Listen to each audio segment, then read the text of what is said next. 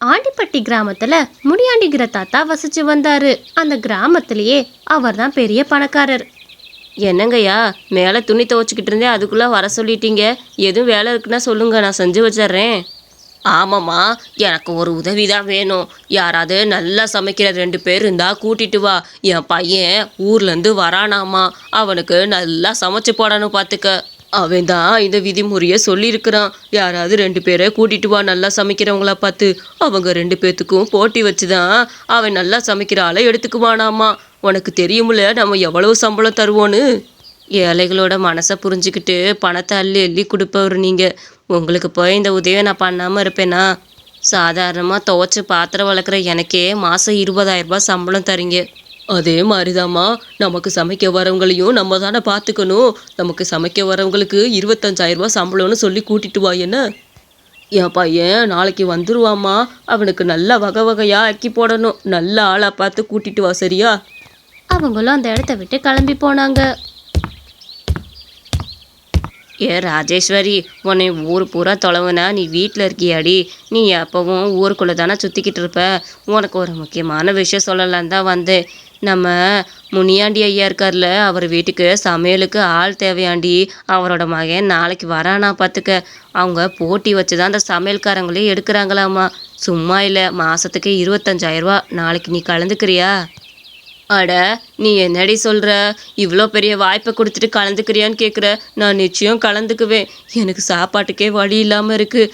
இந்த போட்டியில் நான் ஜெயிச்சிட்டேன்னா கண்டிப்பாக அந்த வேலையை நான் வாங்கிடுவேன். எனக்கு ரொம்ப சந்தோஷம்டி. கண்டிப்பாக நான் அந்த போட்டியில் எப்படியாவது ஜெயிக்க பார்க்குறேன். இவ்வளோ பெரிய விஷயத்த சொல்லியிருக்க. சரி சரி, வா உள்ள ஒரு காப்பி சாப்பிட்டுட்டு போ. ஐயா, அதெல்லாம் வேணாண்டி. இன்னொருத்தவனுக்கும் சொல்லி ஆகணும்ல. உன்னை மாதிரியே அவனும் போட்டியில் கலந்துக்க போகிறான்ல. நீங்கள் 2 பேர்த்தில் யார் ஜெயித்தாலும் எனக்கு சந்தோஷம்தான். சரி, நான் அவனுக்கும் ஒரு எட்டு சொல்லிட்டு வந்துடுறேன். நாளைக்கு அந்த போட்டியில் கண்டிப்பாக நீயும் ஜெயிச்சிரு. என்ன? கண்டிப்பாக நான் ஜெயிப்பேன்டி. எனக்கு முழு நம்பிக்கை இருக்குது. சரி சரி, நீ போய் அந்த பையன்கிட்டே சொல்லு.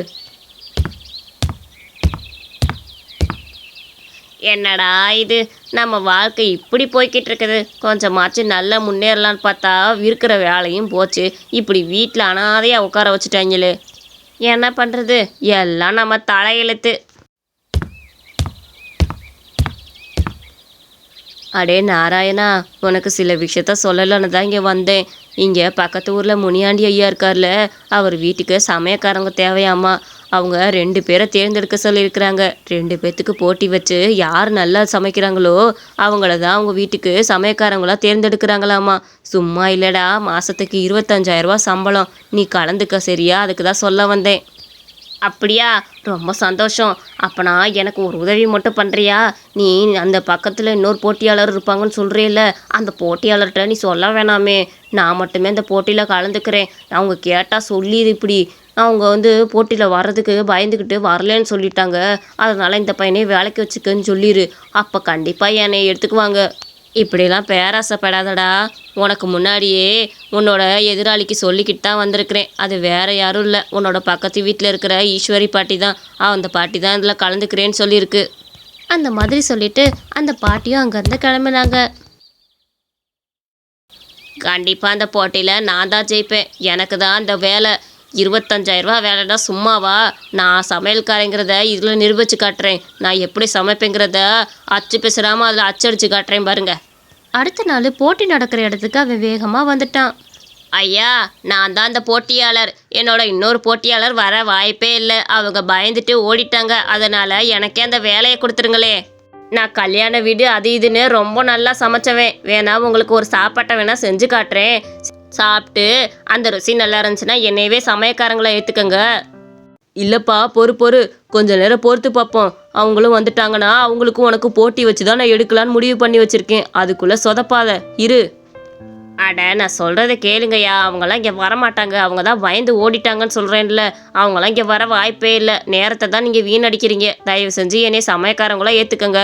இங்கேயே ஒரு சாப்பாட்டை உங்களுக்கு செஞ்சு கொடுக்குறேன். சாப்பிட்டு ருசியை சொல்லுங்கள். அதுக்கான வேலையே இல்லை, நான் வந்துட்டேங்க. அடடா, அந்த பாட்டி வந்துட்டாங்க பாருங்க. நீங்கள் என்னமோ பயந்து ஓடிட்டாங்க அது இதுன்னு சொன்னீங்க. உங்கள் முன்னாடி வந்து நின்றுட்டு இருக்காங்கல்ல. இப்போ நான் எங்கேயும் பயந்தெல்லாம் ஓடலையா. என்னோட போட்டிக்கு நான் தயாராக தான் வந்திருக்கேன். நீங்கள் என்ன சாப்பாடு வேணாலும் கொடுங்க, நான் நிச்சயம் அதை சுவையாக செஞ்சு காட்டுறேன். சரிம்மா, ரொம்ப சந்தோஷம். சரி, போட்டி ஆரம்பிச்சிடலாம். போட்டிக்கு முன்னாடி நிபந்தனைகள்லாம் சொல்லிடுறேன். இது பிரியாணி போட்டி தான். சிக்கன் பிரியாணி தான் நீங்க பண்ண போறீங்க. அதுக்கப்புறம் ஒரு சிக்கன் 65யும் போட்டு காட்டணும். இந்த போட்டியோட நிபந்தனை, நீங்க எப்படி செய்றீங்க எல்லாமே இதுல நோட் பண்ணுவேன் நானு. நீங்க எந்த அளவுக்கு அதை ருசியா செஞ்சு தரீங்கிறதும் நான் பார்ப்பேன், பார்த்துக்கோங்க. சரி சரி, போட்டி ஆரம்பிக்கலாமா? ஏப்பா, நான் வீட்டுக்குள்ள போய் கொஞ்ச நேரம் தூங்குறேன். என்னால இந்த போட்டியை பார்க்குற அளவுக்கு தெம்பு இல்லை, சரியா? இங்க பாருங்க, இதுல பாஸ்மதி ரைஸும் இருக்கு, சீரக சம்பா ரைஸும் இருக்கு. உங்களுக்கு எந்த அரிசி வேணுமோ அதை உபயோகிச்சுக்கலாம். ஏன் 2 பேரும் ஒரே அரிசியை கூட எடுத்து சமைச்சுக்கலாம். உங்களுக்கு என்னென்ன அரிசி வேணுமோ தாராளமா எடுத்துக்கோங்க.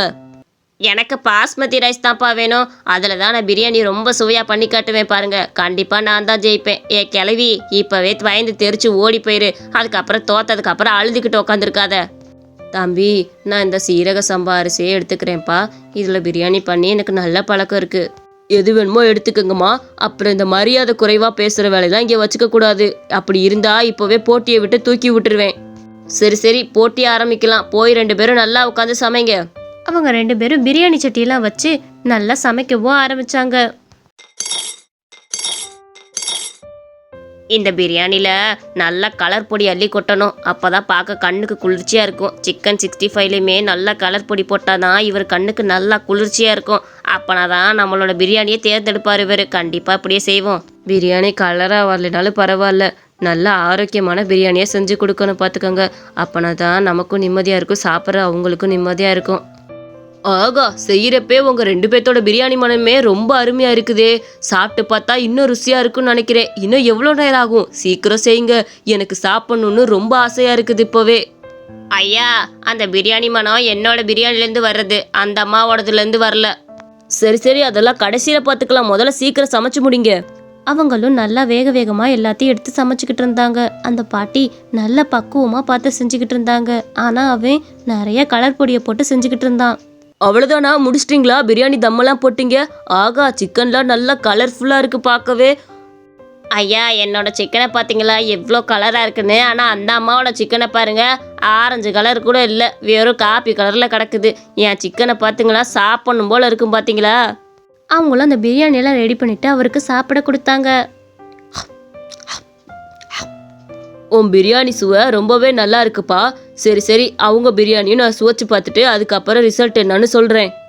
அவர் அந்த பாட்டியோட பிரியாணி சுவைச்சு பார்த்தாரு. அந்த பாட்டியோட பிரியாணி ரொம்ப பக்குவமாகவும் நல்லாவும் இருந்தது. பாட்டி, உங்கள் பிரியாணியை நீங்கள் ரொம்பவே பக்குவமாக செஞ்சுருக்கிறீங்க. ருசி அப்பா அள்ளுதுப்பா. இதில் நான் கண்ட மசாலா சேர்க்காம உன்னோட உடல் ஆரோக்கியத்தை பொறுத்து தான்ப்பா செஞ்சுருக்கிறேன். நல்லா சாப்பிடு. சரி சரி, இப்போ போட்டியோட முடிவை நான் சொல்கிறேன். இந்த போட்டியில் ஜெயிச்சது பாட்டி தான். ஏன்னு சொல்கிறேன்னு கேட்டுக்க. உன்னோட பிரியாணியில் சுவை கலரு எல்லாமே இருக்குப்பா. ஆனால் இதில் என் கண்ணுக்கு குளிர்ச்சியாக இருக்கணும்னு நிறைய கலர் பொடியெல்லாம் போட்டு செஞ்சு வச்சிருக்கிற. ஆனால் பாட்டி அப்படி கிடையாதே. என்னோட உடல் ஆரோக்கியம் நல்லா இருக்கணுங்கிறதுக்காக அவங்க பக்குவமாக செஞ்சுருக்குறாங்க. அது மட்டும் இல்லை, உன்னோட கிச்சனில் பார்த்தியா எந்த பொருளுமே இல்லை. ஆனால் பாட்டியோட கிச்சனில் பாரு, தக்காளி எல்லாமே கொஞ்சம் கொஞ்சம் வச்சுருக்குறாங்க. அவங்க தேவையான அளவு மட்டும் சமைச்சிட்டு. சாப்பாடு செய்யும் போது சுவை மட்டும் இருந்தால் பத்தாது, சிக்கனமும் தேவை. அது அந்த பாட்டிகிட்ட இருக்கு பார்த்தியா, அவங்க எவ்வளோ பொருள் மிச்சம் வச்சுருக்குறாங்க. ஒரு ஆளுக்கு எதுக்கு அவ்வளோ சமைச்சிட்டுன்னு. ஆனால் நீ அப்படி இல்லையே, எல்லா பொருளையுமே கொட்டி செஞ்சு வச்சுருக்கிறியே. என்னோட ஆரோக்கியத்தையும் பார்த்துட்டு அவங்க சிக்கனமும் பண்ணுறாங்க. இவங்களுக்கு தான் இந்த வேலையும் கொடுப்பேன். பாட்டி, உங்களுக்கு நான் 30,000 ரூபா சம்பளம் தரேன். எங்கள் வீட்டிலே இருந்துக்கங்க, இங்கேயே சாப்பிட்டுக்கங்க, சரியா? ஒன்று புரிஞ்சுக்கோப்பா, நீ சமையல் பண்ணால் மட்டும் பத்தாது, மற்றவங்களோட உடல் ஆரோக்கியத்தை பார்க்கணும். இதில் இவ்வளோ கலர் பொடி மசாலாலாம் சேர்த்து வச்சிருக்கிறியே, இதெல்லாம் உடல் ஆரோக்கியத்துக்கு கெடுதி தான். அதனால் இனிமேல் யாருக்கு சமையல் வேலைக்கு போனாலுமே பார்த்து புரியுதா?